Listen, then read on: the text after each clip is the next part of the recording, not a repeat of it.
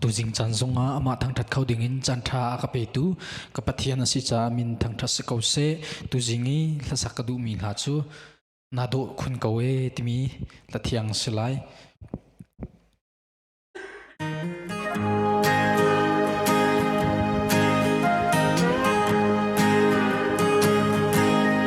mồ hôi đổ tha bên rùa man zoom tu vial tên hi và na ma băng in căn zuan tin na lai và mi thiang nghe dài la rem do căn sa tin na lai hallelujah kham bồi căn thắng tha chẳng Hallelujah bồi ba cắt giá a hin na tra khin khane ka zo chana dam nak na ka pe thani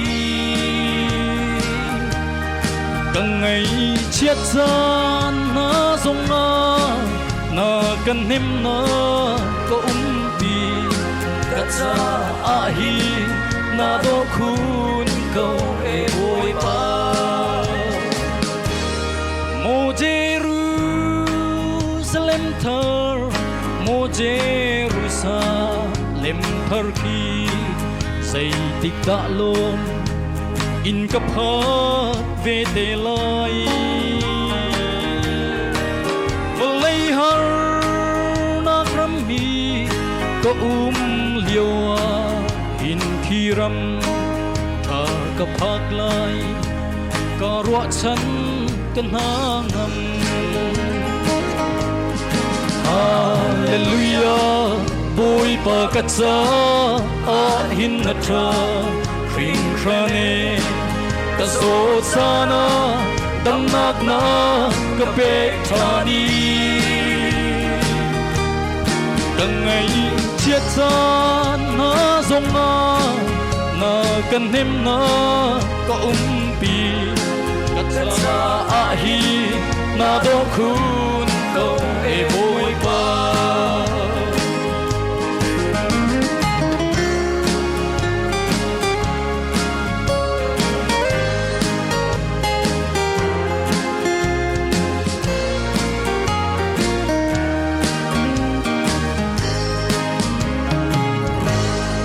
atu chan ni chan tha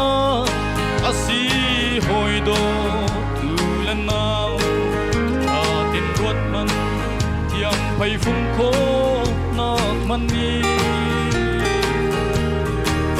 arang deu mi chana tim chia ting musi sa nai chan saduna kol tila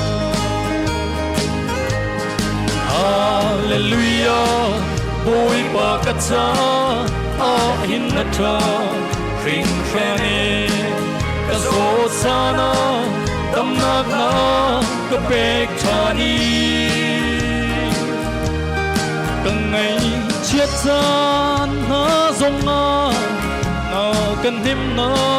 ko pi ka cha a hi na do khun ko e bồi ba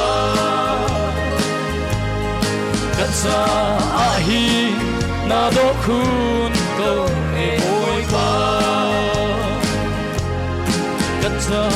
a hi na do bi ko e bồi ba Ipani sumpar na chaw se